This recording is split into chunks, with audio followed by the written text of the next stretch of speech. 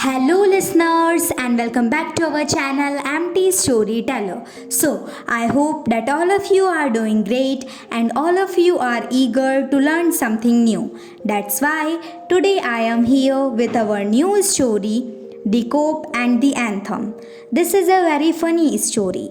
So, before moving towards it, if you are new to our channel, so please do subscribe to our channel. So, let's move to our story. This is the story of a homeless man, Soapy. It narrates the events of one night and its coming morning in the life of Soapy in the 90s. Being homeless, Soapy has to live in the Madison Square Park in the summer. However, in winter, the park is too chilly to stay at. Therefore, he has to find another place for himself. The place that Soapy prefers for winter is Backwell's Island, a local jail. He gives himself under police custody and lives there every winter. Soapy cannot migrate to any expensive place because his hibernatory ambitions are simple and humble. Here, Soapy's seasonal movement is described as a natural occurrence like immigrational birds. To elaborate, Soapy's migration is similar to his rich fellow New Yorkers. However, he cannot compete with them in moving toward the Mediterranean side to fight off the chills of winter. He thinks of going to an entirely different island. He keeps newspapers inside his coat to keep him warm. However, this does not work too. Soapy also condemns and compelled humbleness of some charitable institutes for human support. He does not like to accept charities because those who give charities get the right to interfere in one's privacy, according to Soapy. Ironically, he preferred to be a guest of the law in prison. The law implementers do not interfere in private matters of the so called guest. He thinks that this dignity can be preserved only in jail. He wants to restore his freedom by going to prison. Therefore, Soapy decides to do something annoying to get himself arrested.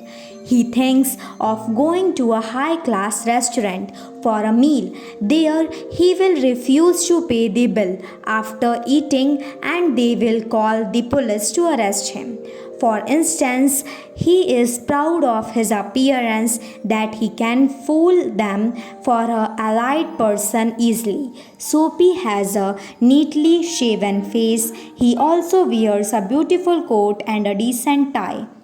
Having confidence in his appearance, Soapy imagines a lavish meal ready for him. He decides on a menu in his thoughts. However, even before having his meal on the table, a waiter sees the threadbare trousers. He immediately informs the staff. Instead of arresting him by the police, he is silently conveyed out of the restaurant. Despite his confidence in his dressing sense, his reality is reflected through his worn out pants. Then Soapy attempts on another crime. He reaches in front of a shop and throws a cobblestone on the window that has various products on display.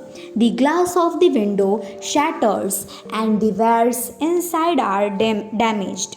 Soapy thinks that he has succeeded in his goal. Consequently, a policeman arrives to inspect the crime scenes. Soapy, out of the excitement, admits his crime, saying that he is the one to be arrested. He also tries to have some exaggerated taunts and biting remarks at him to his misfortune. The police officer does not doubt him, even as a clue for the crime. Leaving Soapy there, the police officer runs off in the pursuit of another person. Then he finds a low quality restaurant and makes his way on the table. After eating to his full, he refuses to pay the bill because he has no money to give to them. The waiter gets furious but decides to throw him out instead of calling the police.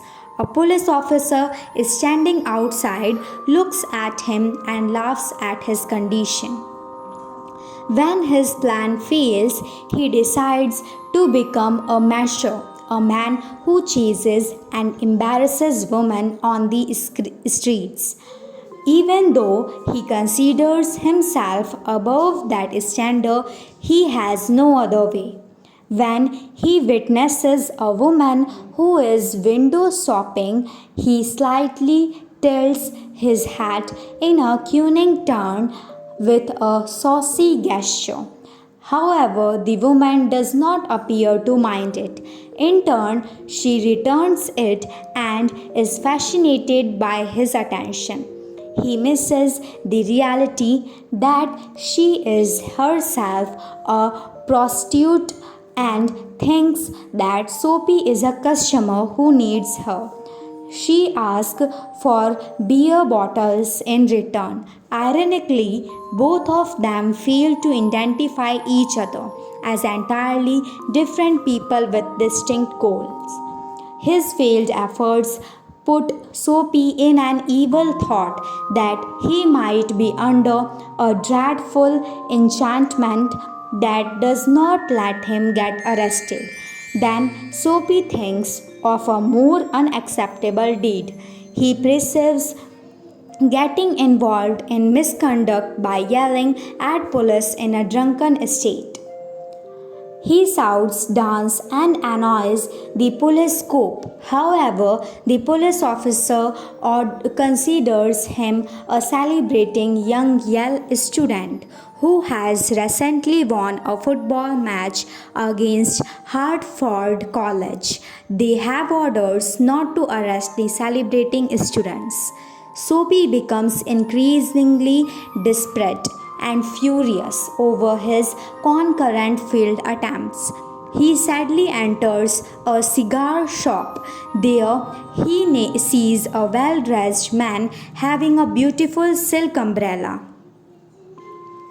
The man is busy lighting his cigar, and Soapy promptly snatches it from the man. At this action, he is quite satisfied and assured that he will be arrested. Soapy yells at the man that the umbrella belongs to him.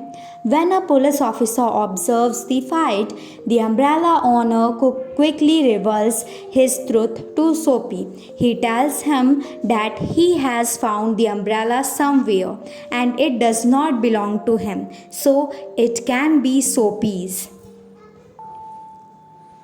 Feeling lost and rejected, he arrives at an old church in despair.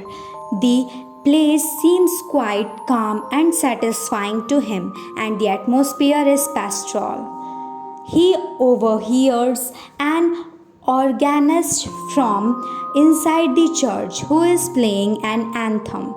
It reminds Soapy of his old times with family and friends. This anthem changed his mind.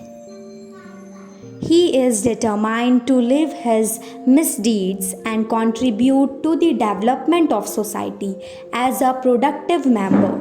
The song revolves around his thoughts, turning them to the positive aspects of life. Soapy tells himself that he will go to the town side and get a job and work hard. However, before beginning his good life, a well-acquainted hand touches him. It is that of the cop who arrests Soapy for uselessly loitering around. Also, he is imprisoned for 3 months on Bacchon's island. when he gets inspired by the anthem and decided to say goodbye to his loitering life and enter a professional world to chase the American dream, he caught up in a hopeless situation. Throughout the tale, Soapy earns for prison, but he feels, however, his desire is fulfilled when he does not want it anymore. Adding to the irony of the situation makes it an undesired tragedy. The end. I hope that all of you like this story. So please do like, share, subscribe, and comment on our channel. And if you want to listen any specific story, so let us know in the comment box. Thanks for listening.